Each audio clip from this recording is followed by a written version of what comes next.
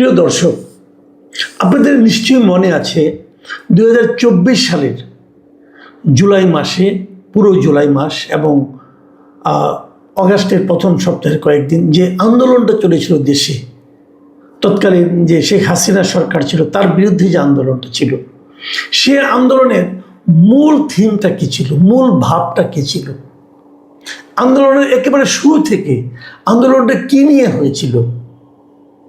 অনেকে বলবেন যে কোটা বিরোধী আন্দোলন ছিল, মানে সমাজে যে একটা কোটা ছিল সেই কোটার বিরুদ্ধে আন্দোলন ছিল, সমাজে যে একটা বৈষম্য ছিল সেই বৈষম্যের বিরুদ্ধে আন্দোলন ছিল।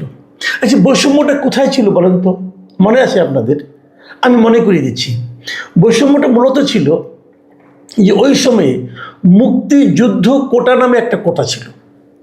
বিষয়টা এরকম যে মুক্তিযুদ্ধ যারা করেছে 71 সালে, সেই মুক্তিযোদ্ধাদের সন্তানদের জন্য একটা কোটা ছিল, মুক্তিযোদ্ধাদের জন্য একটা কোটা ছিল, মুক্তিযুদ্ধের সন্তানের সন্তান যারা তাদের জন্য কোটা ছিল। আরেকটু ডিটেলে বলি, মুক্তিযুদ্ধ হয়ে গেছে 24 সালে যদি আমরা ধরি, তাহলে 53 বছর আগে, তখন থেকে 53 বছর আগে। তো 53 বছর আগে যাদের যে যুদ্ধ হয়ে গেছে, সেই যুদ্ধে যারা অংশ নিয়েছে তাদের তো সরকারি চাকরি করার বয়স থাকার কথা না, তাই না? কারণ তখন যুদ্ধ যখন করে তখন তার বয়স মিনিমাম 14 বছর। তো 53 আর 14 মিলে 67 বছর, তখন তার সরকারি চাকরি করার কোনো সুযোগ নাই। কিন্তু এর আগে যখন সরকারি চাকরিতে যোগদান করার সুযোগ ছিল, তখন কিন্তু মুক্তিযোদ্ধাদের জন্য চাকরিতে ঢোকার একটা কোটা ছিল এবং সেখানে তারা একটা বয়সতার জন্য বেশি ছিল, বেশি বয়স পর্যন্ত তারা চাকরির জন্য অ্যাপ্লাই করতে পারতেন। যখন তাদের চাকরির বয়সটা আর কুলাচ্ছে না, তাদের বয়স হয়ে যাচ্ছে, তখন এই কোটাটা বংশানুক্রমিকভাবে তাদের সন্তানদের উপর আরোপিত হলো যে সন্তানদেরও এই কোটা দেওয়া হবে। এটা নিয়েই কিন্তু যত আপত্তি, মুক্তিযুদ্ধের সন্তানরা ইউনিভার্সিটিতে ভর্তির সময় বাড়তি সুযোগ পাবে, তাদের জন্য কিছু কোটা থাকবে, তারা আগে ভর্তি হবে, তারা কম মার্কস পেলেও ভালোভাবে ভর্তি হতে পারবে, এরকম নানা ধরনের কোটা। এটা স্টুডেন্টরা বলতো এক ধরনের বৈষম্য, যে আমি বেশি নাম্বার পেয়েও আমার পাশে যে ছেলেটা বসে আছে, মেয়েটা বসে আছে, তার বাবা মুক্তিযোদ্ধা ছিল, অতএব সে আমার চেয়ে কম নাম্বার পেয়েও সুযোগ পাচ্ছে, কারণ তার জন্য একটা কোটা আছে।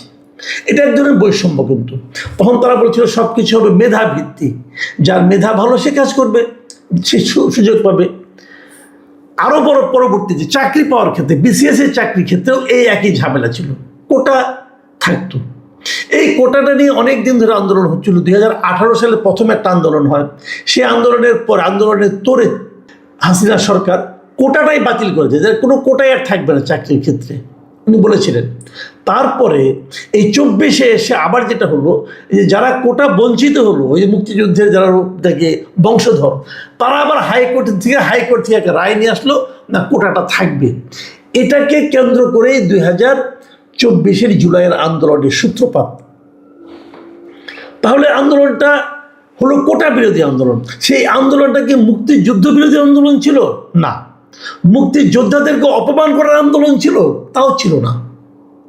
আন্দোলনটা ছিল যে ওই ইস্যুটাকে কেন্দ্র করে আপনি কোটা চালু করতে পারবেন না, যার যেটা যোগ্য, যে যার যোগ্য, সেই যোগ্যতা অনুযায়ী সে তার চাকরি পাবে অথবা কাজ পাবে অথবা ভর্তি হতে পারবে, যেখানেই যাক সেটা হলো তার যোগ্যতা অনুযায়ী, যার যে যোগ্যতা এবং যে কাজের জন্য যে যোগ্যতার দরকার, সেই প্রতিযোগিতায় তারা যে টিকবে সেই হবে। কার বাবা কি, কার বাবা হুজুর, কার বাবা হাজি, কার বাবা পাজি, কার বাবা মুক্তিযোদ্ধা, কার বাবা রাজাকার, এগুলো কোনোটাই বিবেচনায় আনা হবে না। যাকে চাকরি দেব, যে কাজ পাবে, যে প্রতিযোগিতায় অংশ নেবে, তাদের মধ্যে যাদের মেধা, যাদের যোগ্যতা আছে তারাই পাবে। ব্যাপারটা ক্লিয়ার, সিম্পল। আমরা কোটা বিরোধী আন্দোলন করলাম, আমরা বৈষম্য বিরোধী আন্দোলন করলাম, এই আন্দোলনের মাধ্যমে একটা সরকারের পতন ঘটলো, নতুন একটা সরকার আসলো, এখন একটা গণতান্ত্রিকভাবে নির্বাচিত একটা সরকার আছে। এখন কি আমরা কোটা চাই? চাই না।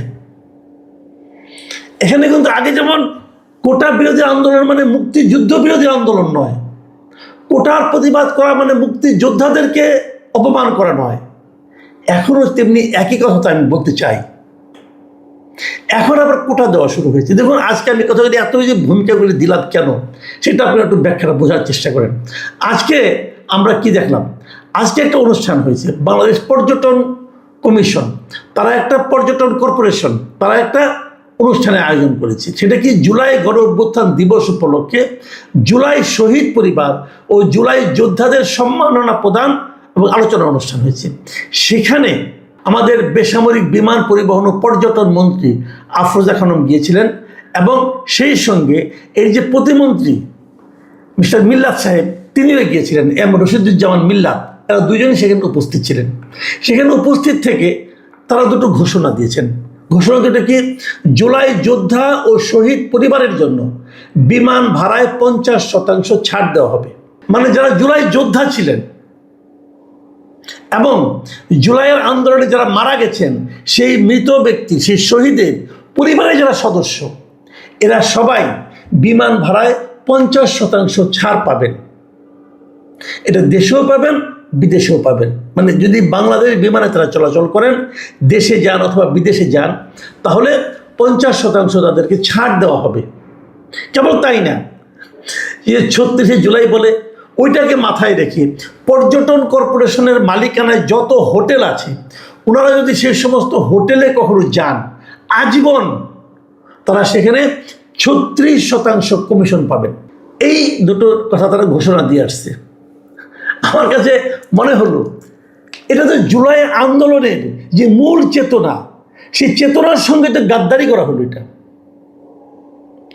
আপনারা যে কাজটা করলেন সেটা হলো যে জুলাই শহীদদেরকে দিচ্ছি, জুলাই যোদ্ধাদের দিচ্ছি, এটা নিয়ে তো কেউ কোনো প্রতিবাদ করবে না, অতএব আমরা এটা দিলাম, আমরা মহান হলাম, আমরা দেখালাম, আমরা অনেক কিছু করলাম।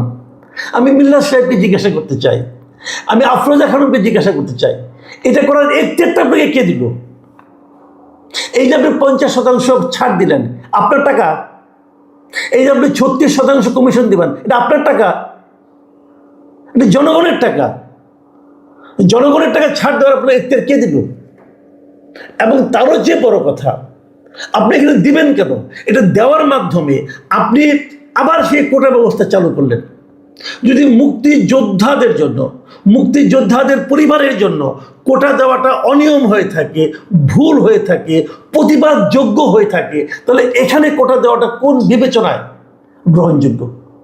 আপনারা আমাকে বোঝান ভাই। আমি জুলাই যোদ্ধাদেরকে কিন্তু অবমূল্যায়ন করছি না। জুলাই যোদ্ধা হিসাবে, জুলাইয়ের শহীদ হিসাবে যার যা প্রাপ্য আপনারা দেন, কোনো আপত্তি নাই। কিন্তু কোটা কেন? আপনি দেন, সম্মান দেন তাদেরকে। যা যা যে দেশের স্বাধীনতা সংগ্রামে, দেখেন মিল্লাত সাহেব একটা ভয়ঙ্কর কথা বলছেন কিন্তু সেখানে। উনি বলতেছেন যে ইদানিং 1971 সালের মুক্তিযোদ্ধাদের সঙ্গে 2024 সালের জুলাই যোদ্ধাদের তুলনা করা হচ্ছে, যা কোনোভাবেই যৌক্তিক নয়। খুব ভালো কথা, আমি আপনার কথা মানতে রাজি আছি। তারপর উনি কি বললেন? 1971 সালের যোদ্ধারা দেশ স্বাধীন করেছেন, আর 2024 সালের যোদ্ধারা দেশের সার্বভৌমত্ব রক্ষা করেছেন। এটা কীভাবে সম্ভব? সার্বভৌমত্ব তো আমাদের দেশে সবাই রক্ষা করতেছে। জুলাই যোদ্ধারা বলতে পারেন যে একটা স্বৈরাচারী সরকারের পতন ঘটিয়েছে, সার্বভৌমত্ব কেমন তারা রক্ষা করলো ভাই? সার্বভৌমত্ব রক্ষা করার জন্য পুলিশ আছে, বিডিআর আছে, আর্মি আছে, দেশের জনগণ আছে, ওনারা কীভাবে সার্বভৌমত্ব রক্ষা করলো? এটা বোঝান আপনি আমাকে।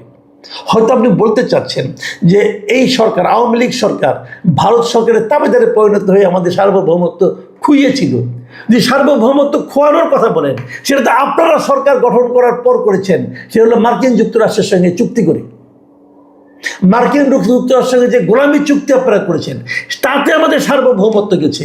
আমরা এখন বিদেশ থেকে তেল কিনতে হলে মার্কিন যুক্তরাষ্ট্রের অনুমতি নিয়ে কিনতে হয়, আগে ভারতের অনুমতি নিয়ে কিছু কিনতে হতো না আমাদের। সার্বভৌমত্ব কারে কি বুঝাচ্ছেন ভাই? এইগুলি ঠিক না। মুখে যা আসবে তাই বলবেন, এগুলো ঠিক না। একটা গোষ্ঠীকে খুশি করার জন্য যা ইচ্ছা তা দিয়ে দিবেন, এটাও ঠিক না। এদেশের সংবিধানে বলা হয়েছে এদেশের প্রত্যেকটা নাগরিক প্রত্যেকটা ক্ষেত্রে সমান অধিকার পাবে। যেখানে অধিকারের ক্ষেত্রে আপনি কম বেশি করবেন, সেখানেই কিন্তু আপনি বৈষম্য তৈরি করলেন। এই আন্দোলন ছিল বৈষম্য বিরোধী আন্দোলন। বৈষম্যের বিরুদ্ধে আন্দোলন করতে হবে কেন? বৈষম্য থাকবে না, এটাই নিয়ম। আপনারা নিয়ম লঙ্ঘন করছেন। আপনারা মন্ত্রী থাকার যোগ্য না, কারণ মন্ত্রী হয়ে আপনারা নিয়ম লঙ্ঘন করছেন। আপনি সংবিধান লঙ্ঘন করছেন। আপনি কোন বিবেচনায় একটা বিশেষ গোষ্ঠীকে, কিছু লোককে বিশেষ সুবিধা দেবেন? এখন এটা বললে আপনি বলবেন যে আমি জুলাইদের অবমাননা করছি। নো। তাহলে আপনাকে মুক্তিযোদ্ধাদের পরিবার যারা ছিল, যারা শহীদ পরিবার ছিল, মুক্তিযোদ্ধারা শহীদ হয়েছিল, তাদের পরিবারকেও দিবেন এটা? যে কথাটা নাকি বলছেন মিল্লা সাহেব, এই দুটাকে এক করা যাবে না, তা আপনারা তো এক করতেছেন না। আপনারা তো মুক্তিযুদ্ধর যে জুলাই যোদ্ধাকে উপরে উঠাচ্ছেন। আপনি তো এখানেও বৈষম্য করছেন। আপনি তো এখানেও বৈষম্য করছেন ভাই। আপনি মুক্তিযোদ্ধাদের চেয়ে জুলাই যোদ্ধাদের উপরে উঠাই দিচ্ছেন। কিভাবে সম্ভব? মুক্তিযুদ্ধের সঙ্গে তুলনীয় ঘটনা এই দেশে একটাও ঘটে নাই। মুক্তিযুদ্ধে আপনার দলের যারা যিনি প্রতিষ্ঠাতা, তিনি মুক্তিযুদ্ধে নাও, আপনি জুলাই যুদ্ধে নাও। খুবই হতাশাব্যঞ্জক। এবং আমি মনে করি এই লোকগুলোর মাথার মধ্যে কিছু আছে কিনা আমার সন্দেহ আছে। এবং তারা একটা বিতর্ক তৈরি করতেছে, নতুন করে একটা বিতর্কের জন্ম দিচ্ছেন এরা।